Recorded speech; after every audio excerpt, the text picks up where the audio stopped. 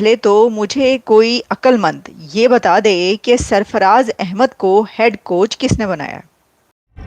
मगर क्यों?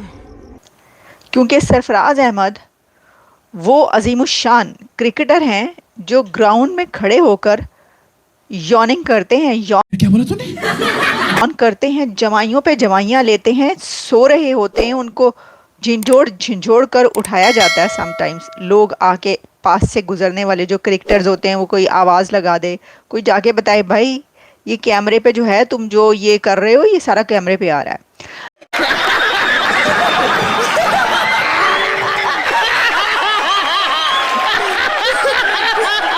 कोच आए हैं सरफराज अहमद, जो अभी कुछ देर पहले तक बच्चों के साथ क्रिकेट खेल रहे थे ग्राउंड के अंदर। कुछ देर पहले तक दुनिया भर में ऐसी मिसालें आपको देखने को नहीं मिलती हैं जो पाकिस्तान के अंदर क्रिकेट के साथ खेल खेला जा रहा है। खेल के अंदर एक खेल खेला जा रहा है। ठीक भी हो रहा है पाकिस्तान क्रिकेट बोर्ड में, खुदा भरोसे ही चल रहा है भाई अब तो हम। और वो जो कुदरत का निजाम हमारे पास मौजूद है ना, वो भी अब खत्म हो जाएगा, क्योंकि खुदा भी कहता है भाई पहले खुद मेहनत करो, उसके बाद फिर मुझ पर यकीन रखो। पहले खुद तो मेहनत करो, खुद तो कुछ अच्छा कर लो। हम तो इस प्लानिंग में ही नहीं है कि हमने WTC जीतना है। और जो सरफराज अहमद अभी जो है ना बिल्कुल बच्चों के साथ खेल रहे थे। पहले उन्होंने अपनी क्रिकेट खेली, फिर वो क्वेटा ग्लैडिएटर के साथ जो है ना मेंटोर चले गए, फिर उनको जूनियर क्रिकेट का मेंटोर बना दिया गया, राइट। और उसके बाद वो जब इधर आए ये मेंटोर बन गए पाकिस्तान कप के, कोई कुछ नहीं किया, राइट। फिर मैचेस भी खेलते रहे। ठीक है, हम सिखाना भी चाहते हैं, मैं खेल के ही नहीं सिखाऊंगा।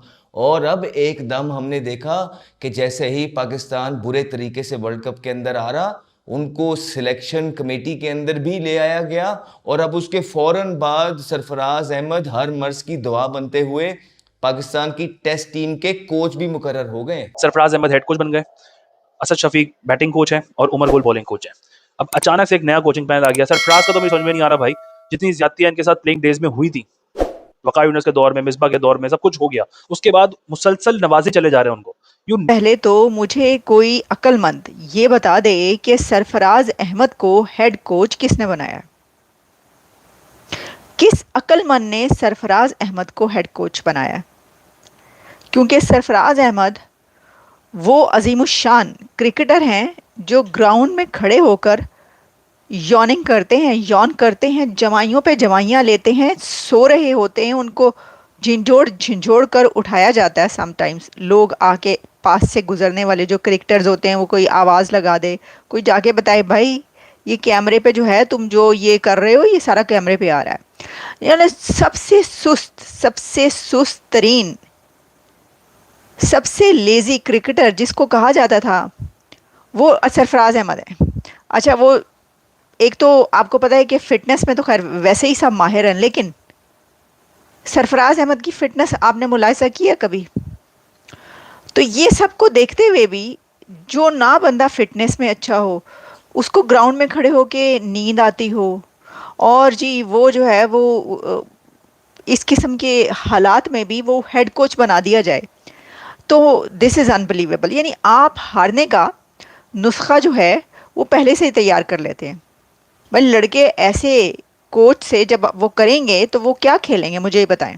जैसे सरफराज अहमद आए और हम बात करते हैं ना कि एक चेन चलती है यारी दोस्ती की हर तरफ, वो अपने साथ आगे असद शफीक के पास कम ओहदे थे इस पाकिस्तान क्रिकेट के, ठीक है, कि उनको अब मैन का बैटिंग कोच भी बना दिया गया है। मतलब सारे जो एक्स क्रिकेटर्स हैं उनको ना खेलना आता था ना बोलना आता था, वो तुक्के में सारी क्रिकेट खेल गए और कोई इतना कॉम्पिटेंट रह ही नहीं गया है इन 3-4 लोगों के बजा के कोई कोई और ओहदा किसी और को मिल जाए या नवाजा जाए। नहीं, अब आप देखें कि असद शफीक बड़े अरसे दराज से वो मेंस क्रिकेट की सिलेक्शन कमेटी में है और टीम की परफॉर्मेंस आपके सामने है। फिर कराची का पूरा जो नेशनल एकेडमी का हब है वो इनके अंडर, ये वहाँ के हेड बन गए। अच्छा, ये दो काफ़ी नहीं थी, तीसरी इनको यहाँ की बुरी परफॉर्मेंसेस की वजह से नवाजा गया, ये जाते हैं वुमेन के पास। वुमेन में जाके आप उनकी परफॉर्मेंसेस देख लें वुमेन क्रिकेट टीम की क्या है। ये तीसरी पोस्ट भी उनके लिए काफ़ी नहीं थी।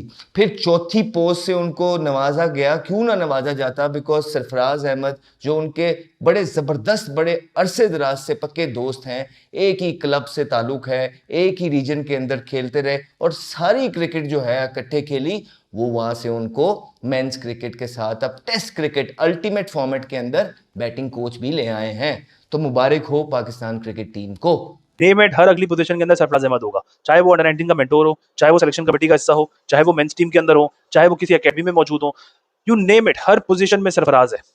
पता नहीं भाई इतना सरफराज को कैसे नवाजना शुरू कर दिया इन लोगों ने, और वो भी विदाउट एनी एक्सपीरियंस, कि उसके पास कोई एक्सपीरियंस नहीं है, कोई तजुर्बा नहीं है। अभी तक तो वो रेड बॉल क्रिकेट से रिटायर नहीं हुआ था, वो सिलेक्शन कमेटी का हिस्सा बन गया था। इमेजिन कि एक प्लेयर सिलेक्शन कमेटी का हिस्सा बना हुआ है, ऑफिशियली रिटायर्ड नहीं हुआ था, एक अंपायर सिलेक्शन कमेटी का हिस्सा बन जाता है। अलीमदार, कुछ भी हो रहा है पाकिस्तान क्रिकेट बोर्ड में, खुदा भरोसे ही चल रहा है भाई अब तो हम। और वो जो कुदरत का निज़ाम हमारे पास मौजूद है ना, वो भी अब खत्म हो जाएगा, क्योंकि खुदा भी कहता है भाई पहले खुद मेहनत करो, उसके बाद फिर मुझ पर यकीन रखो। पहले खुद तो मेहनत करो, खुद तो कुछ अच्छा कर लो। हम तो इस प्लानिंग में ही नहीं है कि हमने WTC जीतना है। और जो स्क्वाड अभी सेलेक्ट हुई है पाकिस्तान की, ये कहीं से भी आपको लॉन्ग टर्म विजन या प्लानिंग के तहत बनाई हुई टीम नजर नहीं आएगी। इस टीम को देखते हुए मैं सिर्फ इतना कह सकता हूँ कि नेक्स्ट 3 WTC साइकिल, मैं नेक्स्ट 3 साइकिल का मतलब ये कि 27, 29 और 31, ये तीनों साइकिल के अंदर पाकिस्तान कभी भी वर्ल्ड टेस्ट चैंपियनशिप का फाइनल नहीं खेल सकता। अगर खेल लिया तो वो सच में मिरेकल होगा, वरना कोई होप्स नहीं है। ये नहीं होता कि सरफराज धोखा नहीं देगा या समथिंग। सैफी भाई के लिए it's a very different kind of a thing. Recently उन्होंने इंटरनेशनल क्रिकेट से रिटायरमेंट ली है, वो अब कोचिंग रोल में भी ताज़ा आए हैं। It would take him time. Cricket खेलना ठीक है, और क्रिकेट की कोचिंग करने में ज़मीन आसमान का फ़र्क होता है। वो माइंड सेट ही डिफरेंट होती हैं दोनों।